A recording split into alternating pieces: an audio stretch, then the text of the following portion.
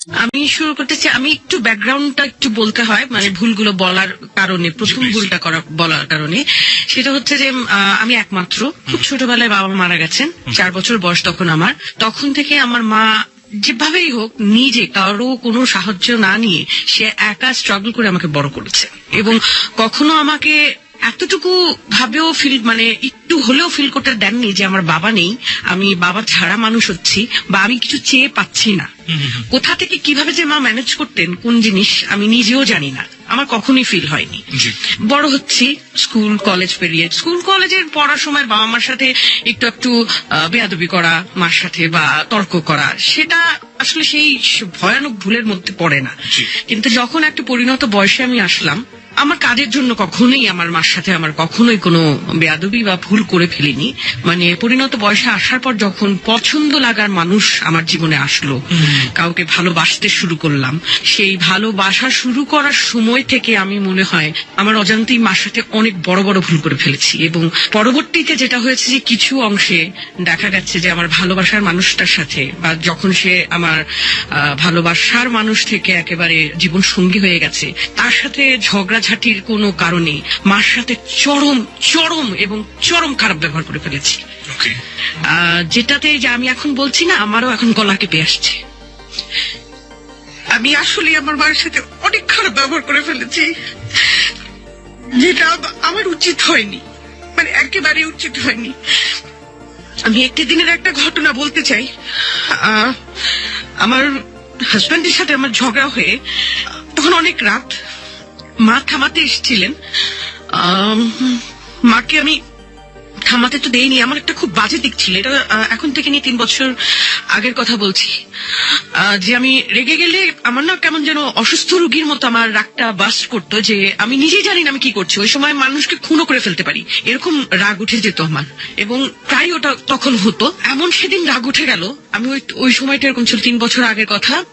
আমি মা যখন এসছে বলতে, কি বলছে আমি তো শুনিনি, আমি মা যে বলছে এটাও আমি, আমার মাথায় কাজ করছে না, আমার বাসার কাজের মেয়েটাও এগিয়ে এসছে, কাজ করছে না। ওদিন আমি যেটা করেছি যে রাগের বশে, এবং আমি আউট অফ কন্ট্রোল, এবং আমাকে দেখে মনে হচ্ছিল, মানে আমি যদি ওটা ভিডিও করে রাখা যেত, যে কেউ বলতো আমি বোধহয় সাইকো ছিলাম, কোন সাইকো একটা পেশেন্ট। আমি মাকে ধাক্কা দিয়ে বসেছি, এবং আমার ধাক্কাতে মা মাটিতে পড়ে গেছে, পড়ে মাথায় খুব ব্যথা পেয়েছিল সেদিন। মাথায় ব্যথা পাওয়ার পর মা যখন কেঁদে উঠলো, তারপরেও মা দেখি যে ওই অবস্থাও সে কষ্ট করে উঠে এসে আমাকে আটকাচ্ছে, থামাচ্ছে। এটাই বোধহয় মা আর কি। আমি সন্তান হয়ে সেই জিনিসটা তখন বুঝতে পারিনি। অনেক পরে আমার বাসার কাজের মেয়ে, যেটা আমার হাজবেন্ড জানে না যে বাইরে কি হচ্ছে, জানলে হয়তো বেরিয়ে আসতো এই অবস্থা কন্ট্রোল করার জন্য। আমার কাজের মেয়েটা তখন, মেয়েটা অনেক পুরনো, ওর নাম শেফালি, না বললেই না, অনেক বছর ধরে আছে, 15 বছর হলো আছে আমাদের বাসায়। ও আমাকে ধাক্কা দিয়ে, একদম 2 হাত দিয়ে 2 কাঁধ ঝাঁকিয়ে ধাক্কা দিয়ে বলছে, আপা এটা কি করতেছেন আপনি? মানে ও, মানে বয়সে ছোট আমার, কিন্তু মানে ওর মূর্তিটা এমন ছিল যে ও এখন আমাকে থাপ্পড়ি মেরে বসবে আর কি। আসলে থাপ্পড়টা মারলেই বোধহয় ভালো হতো। তারপরেও আমি চেঁচাচ্ছিলাম, তারপরেও হইচই করছিলাম। হঠাৎ করে যখন দেখলাম যে মা আসলে ব্যথা, আমার চেহারাটা, মাথায় এত ব্যথা পেয়েছে, চেহারা চেঞ্জ হয়ে গেছে ব্যথার চোটে, তখন আস্তে আস্তে আমার সেন্স আসলো। আমার একটা ইয়ে আছে যে খুব সহজে রেগে যেতাম, এবং খুব দ্রুত সে রাগটা পড়ে যেত, মানে সেন্সে ফিরে আসতাম। খুব খুব খুব বাজে একটা দিকে, এবং এটার কারণে আমি অনেক ভুল করেছি, শুধু নট অনলি মায়ের সাথে, অনেক বড় বড় জীবনে ভুল করে ফেলেছি। পরে সেন্স এসছে, পরে আসলে 3 বছর আগের ঘটনা, কিন্তু এখনো আমার মনে হয় যে ক্ষমা চেয়েও, মনে হয় মাকে বলেছি ক্ষমা চেয়েছি, কিন্তু আমার মনে হচ্ছে ক্ষমা চাওয়া হয়নি আমার মার কাছে এখন। আপনি কি আজকের এই অনুষ্ঠানের মধ্য দিয়ে আপনার মাকে এই সিচুয়েশনে কিছু বলতে চান? হ্যাঁ, বলতে তো অবশ্যই চাই যে আমি আসলে এই জায়গাটা থেকে আমি মনে করি যে আমি সন্তান নামের কলঙ্ক একটা। এই 3টার ঘটনার জন্য আমি মাপ চেয়েও, আম্মা তোমার কাছে মাপ চাওয়া হবে না, কিন্তু তুমি তো মা, যদি পারো আমাকে ক্ষমা করে দিও। আমি মানে জ্ঞান তো কোনো কিছু করিনি। ওই দিনের ঘটনার পর থেকে আমার যে জিনিসটা হয়েছে, যে আমি আস্তে আস্তে গত 2.5 বছর হলো আমি নিজে, অনেকে আমাকে বলেছে তুমি কোয়ান্টাম করো, এটা করো, সেটা করো, তুমি অনেক কন্ট্রোলড হবা, তোমার দরকার, তোমার মাথা এত গরম হয়ে যায়, নানা রকম আমার লাইফে চড়াই উতরাইয়ের কারণে। তো আমি করিনি। আমার মনে হয়েছে যে আমার নিজের মানসিক জোরের উপরে আর কোনো কিছুই নাই। আমি এটা যে কোনো অ্যাডিক্টেড পার্সনের ব্যাপারেও বলবো যে ট্রিটমেন্ট ডাক্তারের কাছ থেকে নেওয়ার আগে নিজের ট্রিটমেন্ট নিজে করো। নিজের মানসিক জোরের উপরে কিছু নেই। আমি তখন ওই নিজেকে নিজে মানে টিচ করা শুরু করলাম যে কিভাবে আমি কন্ট্রোল করব। যখনই কোনো রাগ হতো এমন কোনো দিকে আমি ডাইভার্ট করার চেষ্টা করতাম বা এমন কোনো ভাবে কিছু করতাম। এমনও হয়েছে যে এরকম রাগ যখন উঠে যাচ্ছে বা সিচুয়েশন তৈরি হচ্ছে আমি তখন ঘুরে ওষুধ খেয়ে ঘুমিয়ে পড়তাম যাতে সিচুয়েশনটা ক্রিয়েট না করে। হাজবেন্ডের হয়তো এমন কোনো কথা আমার রাগ চড়ে গেল, তখন আমি ঝগড়ার দিকে না যে কি করব, আমি একেবারে অন্য প্রসঙ্গে চলে যেতাম বা বাসা থেকে বেরিয়ে আমার বন্ধুর বাড়িতে চলে যেতাম। অথবা আমি একটা স্কুল বেস প্রোগ্রাম করি, ওই টিমটা আমার একটা আরেকটা ফ্যামিলির মতো, আমি ওদের সাথে যে টাইম পাস করতাম যাতে এটা থেকে বেরিয়ে আসতে পারি। নানা ভাবে নিজেকে কন্ট্রোল করে করে জানি না কতটুকু এখন পেরেছি। এখন আমি ওই রাগ বছরে হয়তো কি একবারও কেউ দেখে না বাসার। আমি ওই রাগটা রাখতে চাই না, কারণ আমি ভাবতে চাই আমি আমার মায়ের অনেক কষ্টে মানুষ করা সন্তান। এই একটা ভুল। আর এটার উপরে আসলে কোনো ভুলই আর হয় না, কিন্তু তারপরেও আমি বলবো দর্শক বা শ্রোতারা হয়তো জানেন, আমার যারা হয়তো জানেন বা যারা জানেনও না তাদের কাছে আমি বলছি যে আমার দুটো বিয়ে হয়েছে। হ্যাঁ, আপনারা অনেকেই জানে না। আমার প্রথম বিয়েটা ভালোবেসেই বিয়ে করেছি অনেক বছর, কিন্তু তখনও বুঝতে পারিনি। মানুষকে বিশ্বাস করে ভুল করার একটা ব্যাপার থাকে, তো আমি সেটা খুব বেশি করে ফেলেছি। মনে হয়েছে ভালো, হয়নি ভালো। তারপরে ডিভোর্স হয়ে গেল। বিয়ের 1.5 বছরের মাথায় সেপারেশনে চলে গেলাম, 2 বছর সেপারেশনে থাকলাম, তারপরে ডিভোর্স হয়ে গেল। সেও বিয়ে করেছে। আমি 3 বছর একাই থাকবার পর মনে হলো যে না, আমাদের সোসাইটিতে আমাদের দেশে একটা মেয়ের একা থাকাটা, ডিভোর্সি মেয়ের, আনম্যারিড মেয়ের একা থাকা একরকম, উইডো মেয়ের একা থাকা একরকম, ডিভোর্সি মেয়ের একা থাকা হচ্ছে গিয়ে খুব বিদ্রুপের ব্যাপার। বাজে ভাবে সবাই দেখে, নানা রকম। অনেকে মনে করে কি যে অনেক ইজি হয়ে গেল বোধহয়, সহজে পেয়ে যাওয়া যাবে, কিন্তু ডিভোর্সের সিলটা হয়তো আমার গায়ে লেগেছে, কিন্তু মানুষটা তো আমি একই আছি। হ্যাঁ, তো বদলাই তো নাই।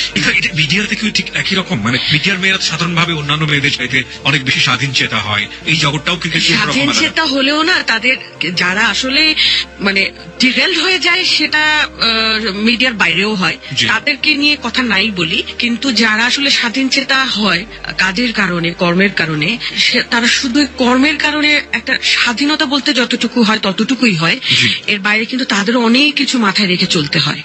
কারণ আমাকে দেখছে সবাই, কেউ আইডল মানছে, কেউ মানছে না। এবং আমার একটা কর্মকাণ্ড শুধু নট অনলি আমাকে, আমার ফ্যামিলিটাকে কিন্তু তখন আঙুল দিয়ে দেখানো হবে। সো অনেক কিছু মাথায় রেখেই কিন্তু আমাকে চলতে হয়।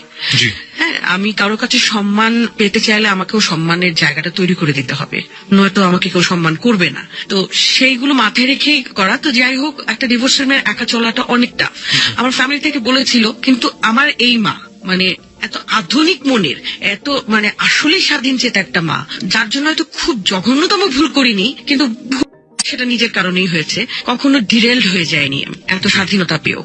তো মা সবসময় বলতো যে ফ্যামিলি থেকে যত যাই বলুক বিয়ের কথা, তুমি যখন ফিল করবে, যদি করতে চাও তুমি করবে, করতে না চাও আমি আছি, আমি থাকতেই তো হবে তোমার পাশে।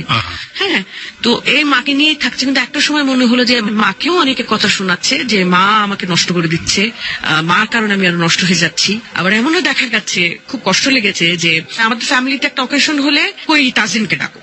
তাজিন মানে হচ্ছে কি, এখন অকেশনে যা যা লাগবে, মানে ইভেন্ট ম্যানেজমেন্টের কাজ দেখা যেত আমিই করতাম একাই, সেই ছোটবেলা থেকেই এরকমই ছিলাম। আমার বাবার স্বভাবটাও নাকি এরকমই ছিল, খুব বন্ধু সুলভ, সবাইকে আপন করে নেয়, একাই সব করে। তো দেখা যেত যে আমার ডিভোর্সের পর কোনো বিয়ের অনুষ্ঠান হলে আমাকে অশুভ ভেবে, আচ্ছা হ্যাঁ তুমি করবা, আচ্ছা তোমার তো অ্যাজমার প্রবলেম, আমার অ্যাজমা আছে, অ্যাজমার প্রবলেম, তুমি পারবা না খাটনি, আচ্ছা তুমি পরে করো। কিন্তু ইঙ্গিত গুলো ওরকম থাকতো যে তুমি ডিভোর্সি, তুমি একটা শুভ কাজে হাত দেবে।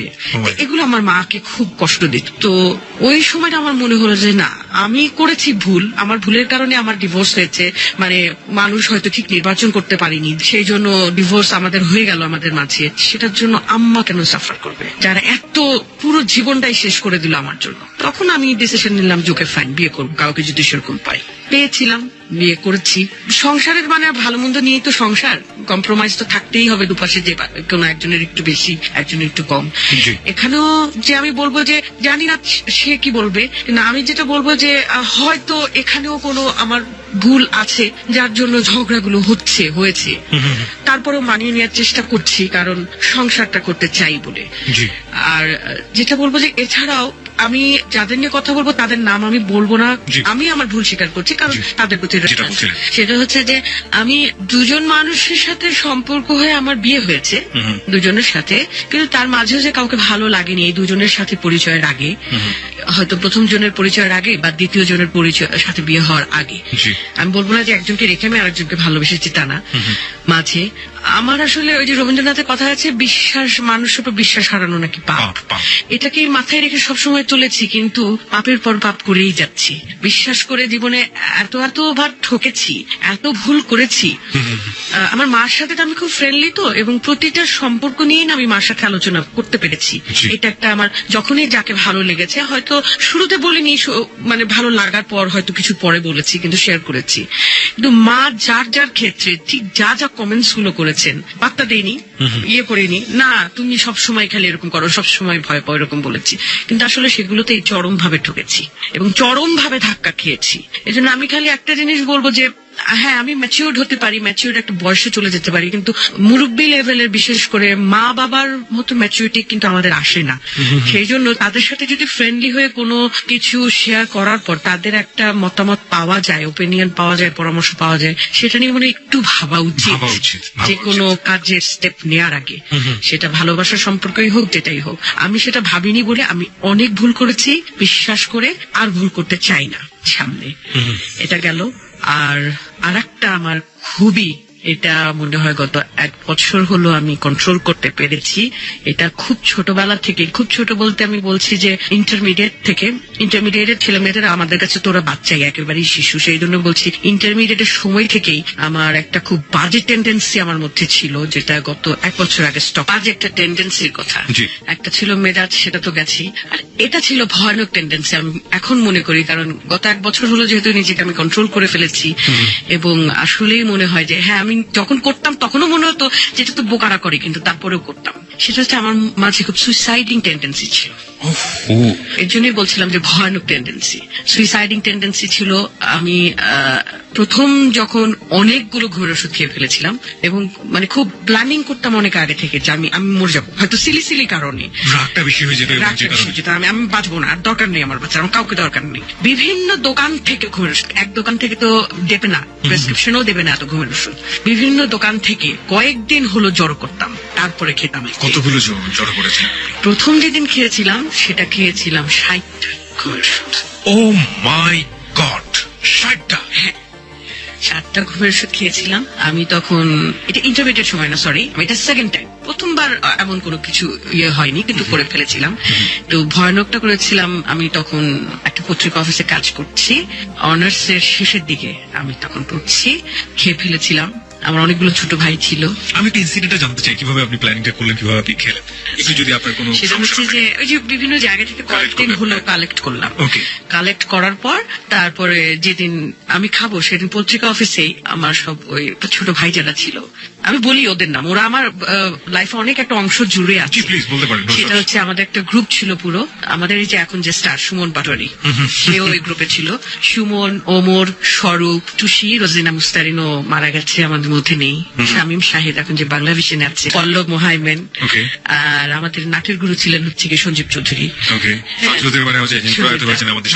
হাতে খড়ি ওনার কাছে আমাদের। তো সবার সাথে আমি অফিসে কথা টথা বলে খুব, মানে আমি ছিলাম যে হচ্ছে সবাই খাবো, মানে তাজা খাওয়া খেলাম, আমার বাসায় চলে আসতো খেতাম। ওই দিন অনেক খাতির দাঁড়িয়ে অনেক বেশি বেশি করছি।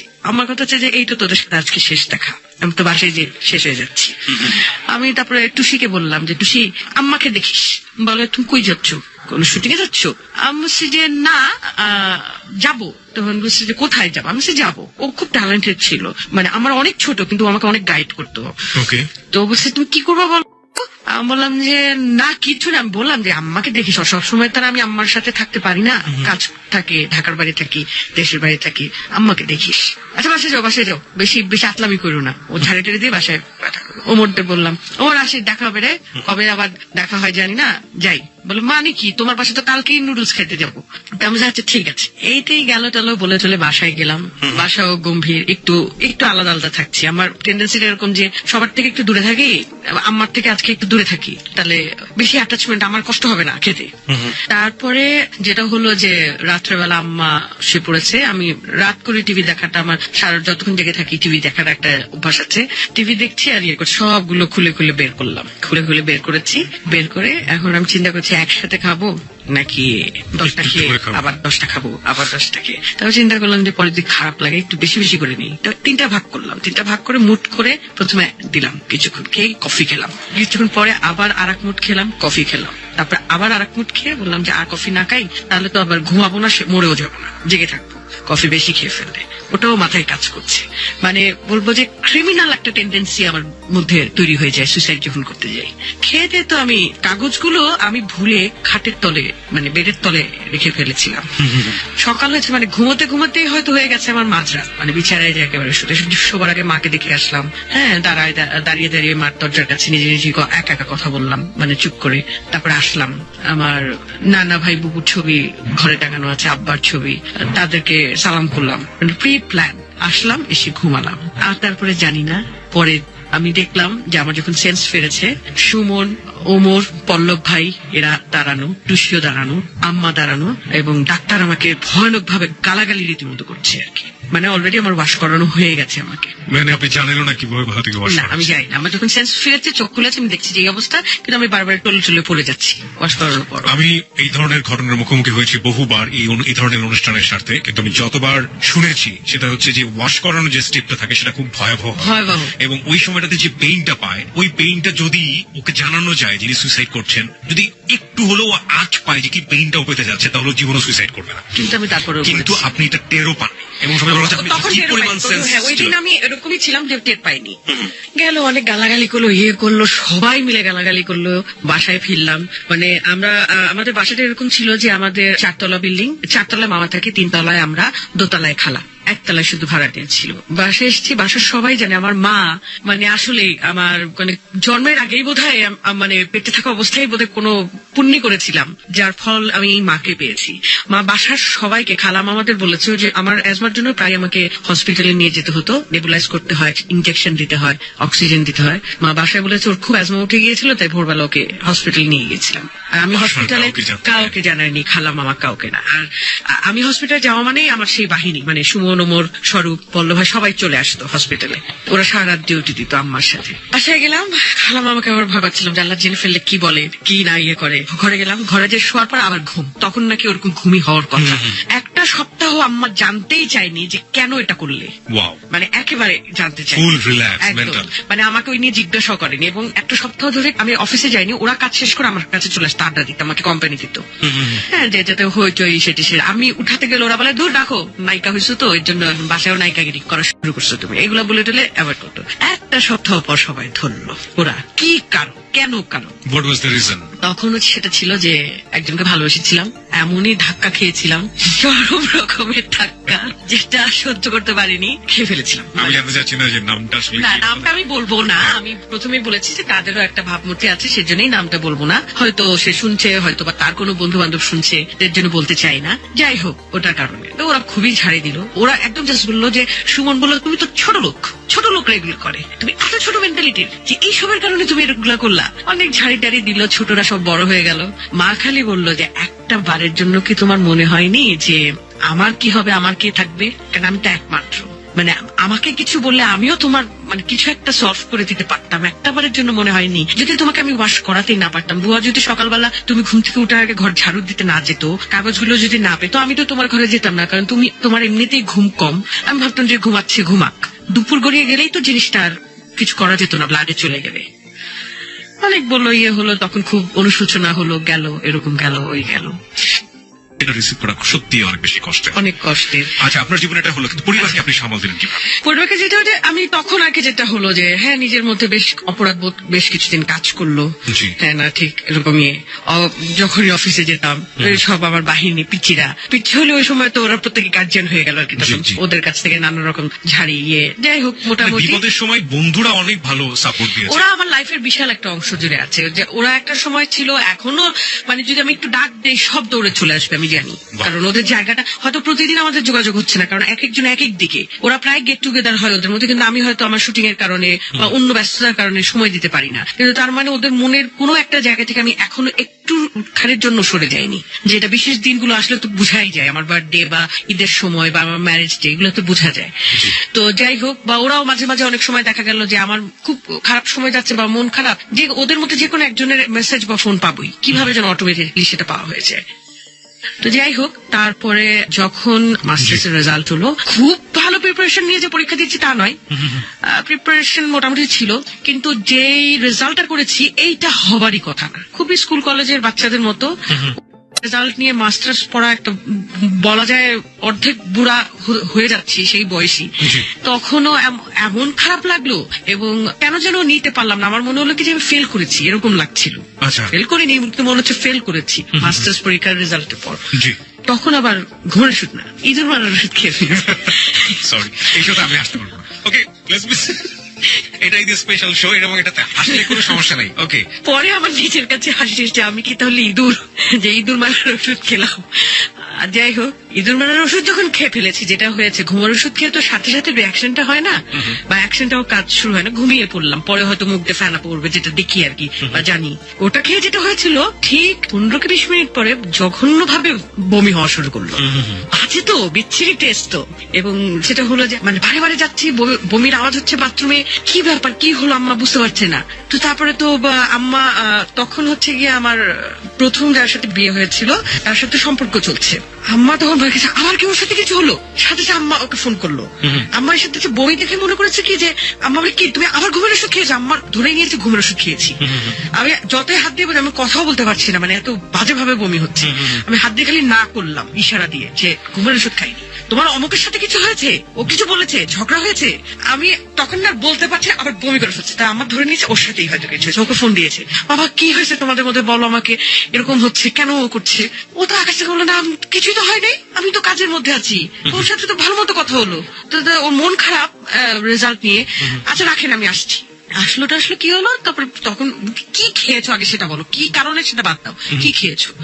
আমি তো মানে কথা বলতে পারছি না, মানে রক টক দাঁড়িয়ে গিয়েছে মুখের টুকের হাতের, মানে এতবার বমি হয়েছে, এতই খারাপ লাগছে। আমি প্যাকেট দেখালাম, খালি দেখানোর পর তখন আমার আপনি কালেকশন করেছিলেন কোথা থেকে? বাসাই ছিল, পুরনো হয়ে গেছে, পুরনো হয়ে গেছে, বাসাতে ছিল। তো দেখানোর পর ওই আম্মা ওই অবস্থায়, মানে এর আগে তো বহুবার, মানে 60টা ঘুমের ওষুধ খেয়েছি একবারই, আর এর মধ্যে অনেকবার অ্যাটেম্প নিয়েছি, হয়তো 15টা খেয়ে ফেলেছি, 20টা খেয়ে ফেলেছি, 10টা খেয়ে ফেলেছি। মানে আমাকে ওয়াশ করা হয়েছে টোটাল আমার এই লাইফে 6 থেকে 7 বার। ও মাই গড, 6 থেকে 7 বার। সেখানে লাস্টে যেবার নিয়ে যাওয়া হয়েছিল ডক্টরের কাছে, ডক্টর বলছে আমি করাবো না, মরে যাওয়া উচিত। আচ্ছা, ওই অবস্থায় মা ওই প্রথম মানে ঠাস করে একটা থাপ্পড় মারলো আমাকে। আমার মা কখনোই আমাকে মারেনি। ছোটবেলায় শুনেছি মা নাকি খুব রেগে টেগে যে আমাকে মারতে আসলেই মানে আম্মাই হেসে দিত। আর নানিরা এটা বললো, এর জন্যই তো তোর মেয়ে বকে যাচ্ছে, তোর মেয়ে মানুষ হবে না, কখনো মেয়েকে শাসন করতে পারিস না, সবসময় মেয়ের সাথে বন্ধু। আগেকার মানুষ যেটা, মেয়ের আবার বন্ধুত্ব সম্পর্ক কি, মানে এরকম। তো ওই মা প্রথম আমাকে ঠাস করে থাপ্পড় দিয়েছে, এবং ওর মধ্যে হচ্ছে তুমি আমাকে মারলা, আমি মরে যাচ্ছি, তুমি আমাকে মারলা, তুমি আম্মা বলে তোর মরে যাওয়া উচিত, ফাইজলামি পেয়ে গেছো তুমি, অনেক বকাটা দিল। যাই হোক, তখন ওই আমার আগে যে ছিল সে সহই আম্মা আমাকে নিয়ে যাওয়া হয়েছিল, ওয়াশ করানো হয়েছিল। বমি করে অর্ধেক পড়ে গিয়েছে, যার জন্য ওয়াশের সমস্যা হয়নি, কিন্তু বমি করাতে যেটা হয়েছিল, গলায় এত ব্যথা হয়ে গিয়েছিল, যখন ওই অবস্থায় আবার ডাক্তার বকাও দিচ্ছে, আমি ব্যথাও পাচ্ছি, গেল এরকম আর কি ব্যাপারগুলো ঘটেছে। আর লাস্টলি আমি যেটা করেছিলাম, সেটাও ঘুমের ওষুধ ছিল, সেটা করেছিলাম কখন আমি বলি, সেটা বলতে গেলে আর একটা ঘটনা বলতে হবে। জি প্লিজ। আমার তখন ডিভোর্স হয়ে গেছে প্রথম বিয়েটা, 1 বছর পার হয়েছে। আমার একজন খুব ভালো বন্ধু ছিল, খুবই ভালো বন্ধু, সেটা আমার অনেক আগে থেকেই ছিল। একটা সময়ে ওর যার সাথে সম্পর্ক ছিল খুব বাজে অবস্থা যাচ্ছিল। ও সবসময় ওর যার সাথে এফেয়ার ছিল, ওর অনেক ব্যাপার ও আমার সাথে শেয়ার করতো এবং ও বলতো তুমি একমাত্র মানুষ যে তোমার কাছে শেয়ার করলে তুমি কখনো বলো না যে রিলেশনটা ব্রেকআপ করো, তুমি সবসময় বলো যে এই কম্প্রোমাইজটা তুমি করো না, ওইটা করো না, সেটা করো না, তাহলে দেখো ঠিক হয়ে যাবে। এতদিনের একটা সম্পর্ক কেন নষ্ট করবে? তুমি সবসময় এই জিনিসটা বলো। আর সবাই যার কাছেই বলি সে বলে ব্রেকআপ হয়ে যাক, দরকার নেই, এটা হবে না। তো আমি বলেছি না, আসলে যে কোনো জিনিস শেষ করা যায়, ধরে রাখাটাই আসল, সৃষ্টি করাটাও খুব কঠিন। তো এতদিনের একটা সম্পর্ক, মানুষের প্রতি তো তোমার মায়াও পড়ে গেছে, কেন সম্পর্কটা নষ্ট করবে? তো এরকম মানে আমাদের বন্ধুত্বটা অনেক ভালো একটা বন্ধুত্ব ছিল, অনেকই ভালো একটা বন্ধুত্ব ছিল। ওর ফ্যামিলিও মানে কোনো প্রবলেম হলে দেখা যেত যে ওর মা আমাকে জানাতো ফোনে, ওর ভাবি আমাকে জানাতো ফোনে। তো মানে এরকম ব্যাপারগুলো ছিল, আমাকে বলতো তুমি একটু বুঝাও বা এরকম। তো যাই হোক, একটা সময় মানে আমিও ফিল করলাম, তখন আমার অন্য কারোর সাথে কোনো রিলেশন ছিল না, ডিভোর্স হয়ে গেছে, 1 বছর পার হয়ে গেছে। মানে মনে হতো কি যে কথা না হলে বা না হলে মিস করতাম। এবং ও মনে করতো যে ওর কাছে কথা বলে আমি একটু রিল্যাক্স ফিল হতে পারি, অনেক রিল্যাক্স হই। যদিও ওর গার্লফ্রেন্ড তখন আমাকে একটু ভুল বুঝতো, খুবই স্বাভাবিক, কারণ মানে অপোজিট জেন্ডারের কেউ একজন ফ্রেন্ড হলে তার কথা তো শুনবে, আমারটা মানছে না, ওর কথা শুনে আমাকে এখানে আমি করতে চাই। সেটা হচ্ছে গ্রিক একজন দার্শনিক ছিলেন, নাম ছিল অ্যারিস্টোফেনাস। তার একটা অদ্ভুত সুন্দর কথা ছিল, যখন আমার আসলে বোঝার বয়স হয়নি মেয়েদের সম্পর্কে, তখনকার পড়া, কিন্তু পরবর্তীতে গিয়ে আমি এটা হাড়ে হাড়ে সত্য মনে করি। সেটা হচ্ছে all women's in the world, what ever she can be, black, yellow, red or multi colour, যে রকম কালারই হোক না কেন, যে ধরনের ক্যাস্টই বড় হোক না কেন, সে একটা জায়গায় মেয়েরা মূলত এক। সেটা হচ্ছে তারা কখনো তার বয়ফ্রেন্ড শেয়ার করতে পারে না, ইভেন ফ্রেন্ডও শেয়ার করতে পারে না। মানে ব্যাপারটা হচ্ছে এই জায়গাটায় তারা ন্যাচারালি এক। আমি জানি না আপনারা আপনাদের জায়গা থেকে কিভাবে ফিল করেন, তবে এটা ঠিক যে মেয়েরা নিজের জায়গাটাতে অন্য কাউকেই কখনোই, নিজের আপন বন্ধুকেও কখনো এন্টার করতে দেয় না, সে যে কোনো বিষয়ই হোক না কেন, ন্যাচারালি এই জিনিসটাই হবে। ওকে, তো এই প্রবলেমটা আমার মধ্যে যেটা ছিল, মানে ফ্রেন্ডের মধ্যে আমি কখনো ছেলে মেয়ে ছোটবেলা থেকে এমন ভাবে বেড়ে উঠেছি, সেই সাংবাদিকতা, থিয়েটার বা যেভাবে যা করেছি, কোএডুকেশন স্কুলে পড়া, সব মিলিয়ে টিলিয়ে আমার কখনো মানে ছেলে মেয়ে বন্ধুই ভাবতাম। এটা ছেলে বা এটা মেয়ে এই ব্যাপারটা ছিল না। তো যাই হোক, মানে হয়তো কোনো রিজনে, কোনো ইমোশনাল শেয়ারিং সে, মানে কথা শেয়ারিং সে কখনো মনে হচ্ছে যে সারাদিন শেষে ওর সাথে কথা না বললে ভালো লাগতো না, ওকে মিস করছি, এরকম মনে হতো, বা ওর এরকম হতো। তারপরে একটা সময় ও নিজে থেকে ডিসিশন নিল যে না, এই রিলেশনটা আসলে কন্টিনিউ করা যাবে না, আমার ফ্যামিলিও ছাড়খাড় হয়ে যাচ্ছে, ফ্যামিলিরও অনেক প্রবলেম হচ্ছে, আমার মা অনেক সাফার করছে। এটা কি ওর গার্লফ্রেন্ডের সাথে নাকি আপনার? ওর গার্লফ্রেন্ডের সাথে। ও আমাকে সেটা বললো, জানালো যে এত মানে ওর কাজকর্ম সব ডিজাস্টার হয়ে যাচ্ছে। তো ও আমাকে বললো যে মা তো মেনে নেবেই, আমি জানি, কিন্তু পরের বিয়ে করে ফেললে মার সাথে ও মানিয়ে চলাটা একটা ব্যাপার হয়ে দাঁড়াবে, আর অনেক কিছু আমাকে ডমিনেট করবে আর কি। সেটা আমার মানে যা প্রবলেমস ও শেয়ার করলো আর কি। আমি বললাম যে ওকে ফাইন, তুমি না করে দিতে চাচ্ছ, মানে না করে ফেললে ও আবার আমাকে শেষ করে ফেলবে, মানে ও হচ্ছে পাগল টাইপের ভাবে, কেন আমার সাথে থাকবে না, যত যাই হোক আমার সাথেই থাকতে হবে, মারপিট করেও থাকতে হবে, এরকম ব্যাপার। তো ও লাভ করতো, হয়তো ওরও একটা ম্যাচুরিটি কোথাও কাজ করেছে, যার জন্যই ওদের মধ্যে এত কিছুর পরেও টেকেনি সম্পর্কটা। তো ও তখন বলে যে আমি না করে দেবো। আমি ওকে ফাইন, ধীরে সুস্থে না করবে, ভালো কথা, ধীরে সুস্থে, হুট করে না বলেই দেওয়া যায়। তুমি না করার আগে কয়েকবার ভাব, ওকে ঠান্ডা মাথায় একবার বোঝানোর চেষ্টা করো, বল না তুমি চিনো না, ওকে ঠান্ডা মাথায় বোঝানো যাবে না, মানে একদম হুলস্থুল লাগিয়ে দেবে। আমি তাহলে তুমি ভাবো যে কি নাটা কিভাবে বললে তোমার সমস্যাটা হবে না। বললে আমি বিয়ে করে ফেলি। আমি আরে এটা কেমন হলো, ও যে বিয়ের ওখানে এসে তোমার সাথে ঝামেলা করবে না তার কি মানে, বিয়ে করে ফেলবা কেন, এটা কোনো সমাধান হলো? তুমি তো তখন ভিলেন হয়ে যাচ্ছ, তুমি তাহলে বিট্রে করবা ওর সাথে, বিট্রে করবা কেন? তোমাদের যেটা নিয়ে ঝামেলা হচ্ছে সেটা যতই মারপিট করুক, ও ঝগড়াঝাটি করুক, যাই করুক, হইচই করুক, তুমি ঠান্ডা মাথায় বুঝানোর ওয়েটা বের করো, যেভাবে হোক। বিয়েটা করার কথা বলছিল, সেই মুহূর্তে কাকে বিয়ে করতে চাচ্ছিল তখনও ঠিক নেই, মানে আলটিমেটলি বিয়েটা করে ফেলেছে। তারপর একটা এরকম গেল না, হচ্ছে না, কাজের ডিস্টার্বেন্স, তোমার কাজ কিন্তু খারাপ হচ্ছে ইদানিং, কাজ কিন্তু ভালো, তোমার হবে কি করে? আমি তাহলে তুমি তো সে বলছে যে, আমি বললাম যে কাজ থেকে কিছুদিন ব্রেক। ফাইন। কখনো দেখা যেত ও আমার উপরেও বিরক্ত হয়ে যাচ্ছে, আর আমি বুঝতাম যে মেন্টালি ডিস্টার্ব তো হয়তো বিরক্ত হয়ে যাচ্ছে। তো ও একটা সময় আমাকে বললো যে তোমার এত ধৈর্য কেন, এত তুমি মানে আমার ব্যাপার তুমি এত হ্যান্ডেল করছো। আমার তো এখন কোনো ব্যাপার নেই, এখন বন্ধুর একটা ব্যাপার, সেটা যদি কোনো কাজে আসে বলে তোমাকে তো সারাক্ষণ গালাগালি করে, এবার খুবই স্বাভাবিক, ওর জায়গায় থাকলে তো আমিও করতাম। হ্যাঁ, সেটা বাদ দাও। ও যখন তোমার আলটিমেটলি একটা সময় জানবে যে আসলে আমি বন্ধুর বাইরে কিছুই না, সেরকম ব্যাপার নেই, না ওর কানে অনেক কিছু দিয়েছে, আমি সেটা তো দিবেই, থার্ড পার্সনের কাজই তাই। আমি ওর ভুল একদিন ভাঙবেই যদি সত্যি এখানে কিছু না থেকে থাকে। তো তা গেল, তখন আমাকে হঠাৎ করে একদিন চরম খারাপ অবস্থা, আমি দেশের বাইরে কাজ করতে গেছি আমাদের একটা নাটকের টিম নিয়ে ব্যাংকক থেকে কাজ করে ফিরলাম, ওর জন্য অনেক গিফট কিনে নিয়ে এসেছি, ওর কাজে লাগে এরকম জিনিস। তো ও গিফটগুলো যেদিন দিতে গেছি, ওদের বাসাতেই গেছি, ও সেদিন আমাকে বলছে যে এরকম তুমি আমাকে ছেড়ে যেও না, তুমি থেকো, একটু ওয়েট করো আমার জন্য। আমি তখন বললাম যে ওয়েট করবো, থেকো। ততদিন ওর প্রতি না আমার ওই যে মানে একটা ওর সাথে সাথে থাকা, ওর অ্যাটাচমেন্টে থাকা, মানে ফোনে হোক SMS এ হোক কথা বলে হোক যেভাবে হোক, সেটা একটা তৈরি হয়ে গেছে, একটা আগ্রহ, মানে আমার অজান্তেই ওর প্রতি একটা সফট কর্নার আমার তৈরি হয়ে গেছে, মানে বন্ধুত্বের বাইরে। এটা আমি বুঝতে পারছিলাম, কিন্তু নিজেকে কন্ট্রোল করে রাখছিলাম, কারণ এটা উচিত হবে না। হ্যাঁ, যেহেতু একটা রিলেশন আছে সেখানে আমার কিছু করা উচিত হবে না। ওর বাসায় গেছে গিফট দিতে, ও তখন আমাকে বলছে যে এরকম তুমি থেকো, তুমি আমাকে ছেড়ে কখনো যেও না, ধৈর্য ধরো। আমি বন্ধু হয়েছে কি করতে ছেড়ে চলে যাওয়ার জন্য? আমি তো তোমার গার্লফ্রেন্ড না ছেড়ে চলে যাবো। বলছে যদি ওভাবেই তোমাকে অপেক্ষা করতে বলি, তা আমি একটু চুপ হয়ে গেছি, কারণ ভিতরে ভিতরে তো আমি একটু পছন্দ করে ফেলেছি অলরেডি তাকে। কারণ আমি সেটা কি করে সম্ভব, এটা তো খুব খারাপ হবে, আমি যে সম্পর্কটা এতদিন যাচ্ছি ইনডিরেক্টলি। হ্যাঁ, দেন তারপর আমাকে যে আর কিছু আমরা না চিন্তা করি এটা নিয়ে, হ্যাঁ আমরা ভবিষ্যতে আর কিছু না চিন্তা করি, আমি খালি বললাম তুমি থেকো, তুমি আমাকে ছেড়ে একটু ধৈর্য ধরো। আমি আমার ধৈর্যের তো কিছু না, আমি তো আছি, সে বন্ধু হিসাবে থাকি আর যে হিসাবেই থাকি। আমিও তখন ইনডিরেক্টলি একটা হ্যাঁ সূচক একটা বলে ফেললাম, কিন্তু ওকে এই যে বোকামিগুলো, এই ভুলগুলো, আমি এর জন্য ডিটেলটা বলছি যে আমিও কিন্তু বললাম যে ঠিক আছে বন্ধু হিসাবে থাকি আর যে হিসাবে থাকি আমি আছি। আমি আমার ইমোশনটা যদি ভিতরে রেখে সেদিনকে বুদ্ধিমত্তার সাথে পরিচয় দিতাম যে না ওইদিকে নাই পা বাড়াতাম, তাহলে আমার ভিতরে অনেক কিছু তৈরি হতো না। আমি আস্তে আস্তে কিন্তু ভালোভাবে ডুবে যেতে থাকলাম তার সাথে, মেন্টালি তার সাথে ভালোভাবে ডুবে থাকলাম। তো তখন যেটা হচ্ছে ও আবার ওর ওই ব্যাপারটার কারণে অনেক ডিস্টার্ব হয়ে গেল। এদিকে আমি আম্মার কাছে ব্যাপারটা মনে হলো যে একটা আম্মা বুঝতে পারছিল। আম্মা বলে, আম্মাই একদিন আমাকে ডিরেক্টলি জিজ্ঞেস করলো যে তোমার কি ওর প্রতি কোনো ভালো লাগা তৈরি হয়েছে, কোনো কিছু চলছে তোমাদের? বললাম যে কেন? বল যে না ও তো তোমার ভালো বন্ধু, সেটা আমি জানি, আম্মাও খুব ওকে পছন্দ করতো, তো ভালো বন্ধু তো আমি জানি, তো সেরকম কিছু কি তৈরি হয়েছে?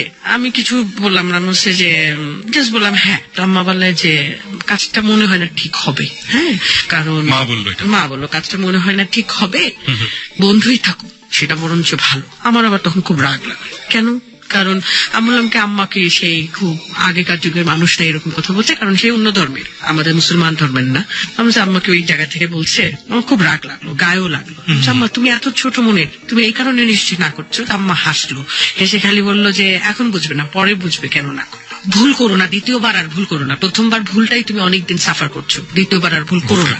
তো বন্ধু থাকো, অনেকদিন থাকতে পারবে। তো কারণ ওদের বাসা অনেক গোড়া। হ্যাঁ, আম্মা বললো যে তুমি যেটা হলো, তো আমি আম্মাকে এটা বললাম যে আম্মা তুমি শুধু অন্য ধর্মের বলে বলছো, তখন আম্মা হাসলো, বললো যে না পরে বুঝবে, বন্ধু থাকাটাই ভালো। তখন আমি আবার আরেকটা কাউন্টার দিয়েছিলাম যে তুমি যে আব্বাকে বিয়ে করেছো, তোমাদের 11 বছরের প্রেমের বিয়ে, এবং তোমরা কিন্তু বন্ধুই ছিলে। হ্যাঁ, তো তাহলে তোমাদের কি করে হলো?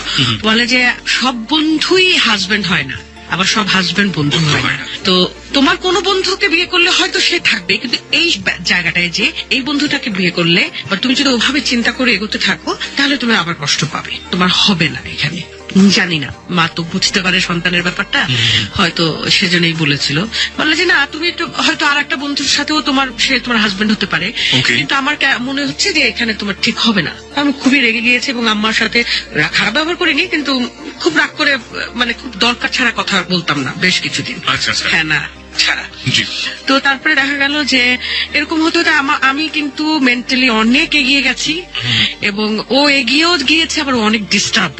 তো যেটা হয় যে বন্ধু থাকা অবস্থায় এক ধরনের বন্ধুর টেক কেয়ারিং হয়, যেমন আমি আমার বন্ধু ওকে যদি টেক কেয়ার করি, এই কি তুই খেলি না কেন, খাচ্ছিস না কেন, যা খেতে যা, ইয়ে কর, এরকম। আর যখন আমি তাকে একটু অন্য ধরনের প্রেম ভালোবাসার তৈরি হবে, সেই টেক কেয়ারিংটা আবার আরেক ধরনের। Wow, that's a great point. সেই টেক কেয়ারিংটা আরেকটা ধরনের টেক কেয়ারিং হবে। হ্যাঁ, খেতে বলছি কিন্তু খাওয়ার মধ্যে অন্য একটা, খেতে বলার মধ্যে অন্য ব্যাপার থাকবে, টেক কেয়ার করার মধ্যে অন্য ব্যাপার থাকবে। ও কিন্তু আমার এই টেক কেয়ারটা পছন্দ, কিন্তু একটা সময় ওর কাছে এই টেক কেয়ারিং গুলো পেইন লাগতে শুরু করলো। এখন ওর মেন্টাল ডিস্টার্বেন্স ছিল বলেই কি তখন লেগেছে কিনা এটা আমি আজও আমি না আমি একটা খুবই গুরুত্বপূর্ণ প্রশ্ন করতে চাই জায়গাটিতে, এক ধরনের কনজারভেটিভনেস গ্রো করে কিনা। মানে ব্যাপারটা হচ্ছে যে যখন আপনার কাছে সে ফ্রেন্ড ছিল, it was very much liberal in a sense যে ঠিক আছে, হি ক্যান ফ্লাই, তার নিজের মতো করে সে চাইলে আর একটা মেয়ের সাথে মিশতে পারবে, সে চাইলে আর 5 জন মেয়ের সাথে আড্ডা দিতে পারবে, তার পার্সোনাল লাইফ নিয়ে অত বেশি সমস্যা নেই। আপনি শুধুমাত্র একটা মেন্টাল হেল্পের জায়গা থেকে আপনি তাকে অবারিত হেল্প করে যাচ্ছেন।